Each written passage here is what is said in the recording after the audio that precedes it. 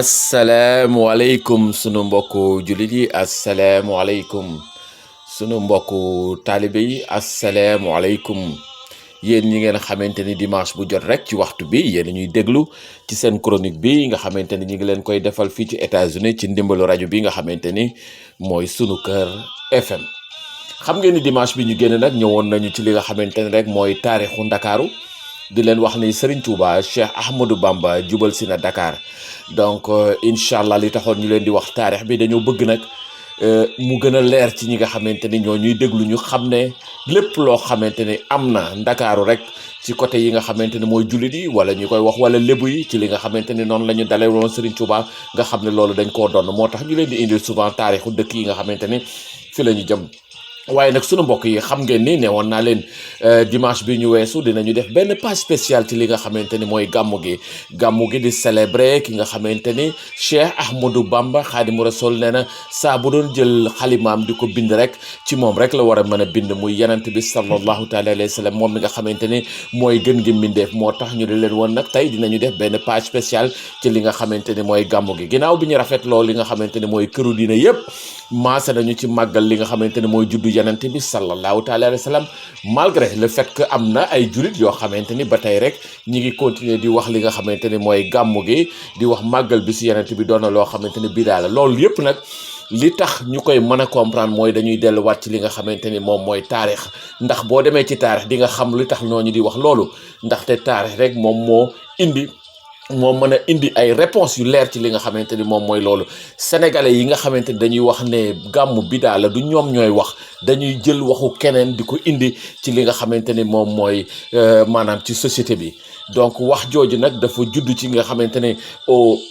maanaam au 14e siècle bi nga xamante ne li ñuy wax les salafistes commencé nañu di indi li nga xamante ne mooy xalaat boobu ba nga xamante ne nag waaye ki ko jëmmal dëgg-dëgg mooy Mohammed Ben Abdel Wahab boobu bi nga xamante ne moo indi li nga xamante ne mooy wahhabisme yi te ñu nekk fi nga xamante ni moom mooy Arabie Saoudite yooyu yëpp incha allah ci taarixul islam dinañ ci ñëw pour ngeen mën a gën a xam yaakaar nañ ni Mohammed Ben Abdel Wahab ëppul woon xam-xam ki nga xamante ne mooy Maam Mor Anta Sali waaye ëppul woon xam-xam ki nga xamante ne mooy Maam Mara Mbacke parce que Mohammed Ben Abdel Wahab mi ngi juddu en 1743 wàcc liggéey en 1792 boo koy xool dafa mel ne jamono boobu mooy jamonoy Maam Mara Mbacke mi nga xamante ne moo jur Maam Balla jur Maam Mor Anta Sali Maam Mor Anta Sali indi Serigne Touba donc taarix noonu lañ koy comprendre donc Mohammed Ben Abdel Wahab bi muy juddu boobu Maam Mara Mbacke juddu na di taal ay université am di indi li nga xamante ne mooy l'islam ci société sénégalaise donc wahhabisme yooyu nag nga xamante ni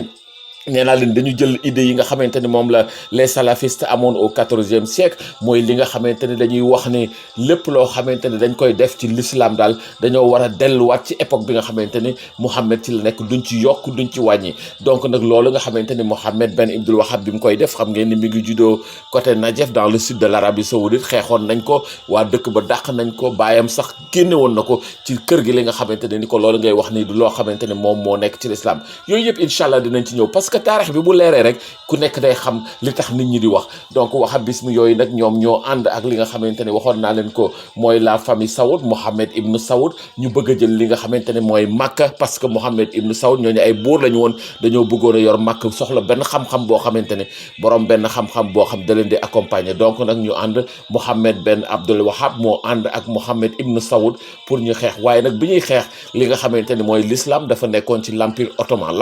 bu ñu ko wax mooy l'actuel Turquie avec la capitale comme Constantinople ñooñu dañ leen a dàq xeex leen ba bi empire ottoman tasee nag ci la ñu en 1932 ñu daal di taxawal li nga xamante ni mooy la royaume bi nga xamante ni mooy Arabie Saoudite jël seen turu famille Mohammed Ibn Saoud jox ko Arabie Saoudite ñooñu nag ba tey léegi ba bis bi may wax ak yéen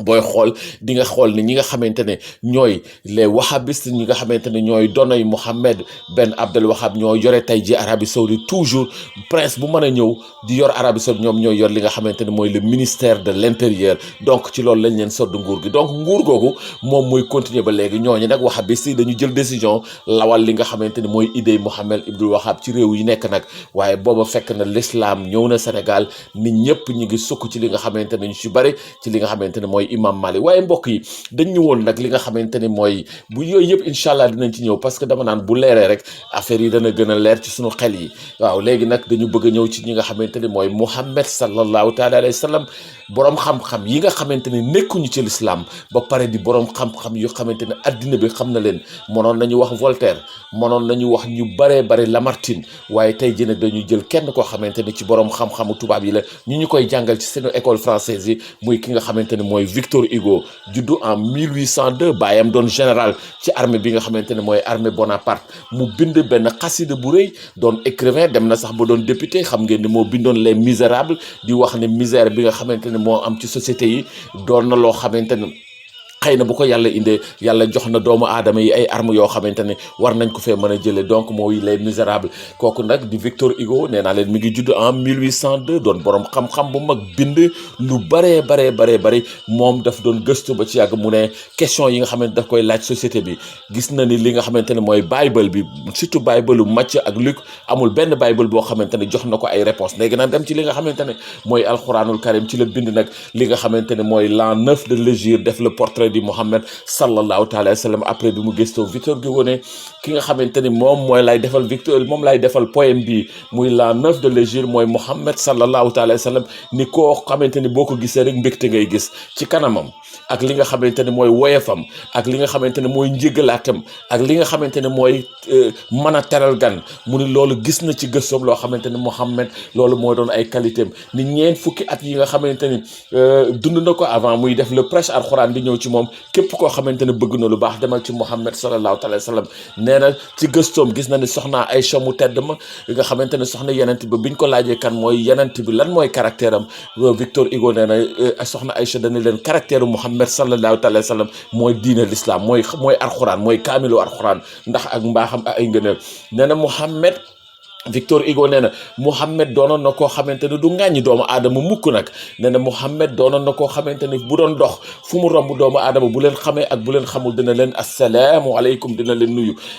Victor Hugo nee na même bu Muhammad yërmandem demoon na ba nga xamante ne bu rombee ay giléem ñuy naan mu gis giléem goo xamante ne xañ nañ ko ndox nee na dina ñëw organiser giléem yi ñu naan ci ndox moomu nga xamante ni ñëpp dinañ ci am mu ne Muhammad mooy ki nga xamante ni bu daan atte ñaar ñoo xamante ni dañoo ñëw nee na kii daf maa tooñ nee na kanamu juge am dana leer dana woyof ba nga xamante ni ki nga xamante ni moo tooñ day mujj ree daal ni ko man maa tooñ maa ngi jéggalu nee na ndax li ko waral mooy Muhammad da doon attekat boo xamante ne kanam ku ko gis rek ak leer nga ciy gis mu ni Muhammad loolu terewu ko bu waree ratt ay xaram dana ko ratt muy Muhammad nee na aussi bi nga xamante ni dem na ba bisam yu mujj yi dafa jël li nga xamante ne mooy kaala gi mu jox ko doomam Sayid ni ko nag yàlla rek moo am maa ngi leen di seere ni yàlla rek moo am te na ngeen góorgóorlu ci lislaam nee na bi mu feebaree nee na bu fekkoon ni dafa bëgg a jafandu day jox loxoom imam Ali waaye bu julli jotee mu ne Ababacar demal nga jiite askan wi nee na nag kooku mooy Muhammad sallallahu taala alayhi wa sallam Victor Hugo nee na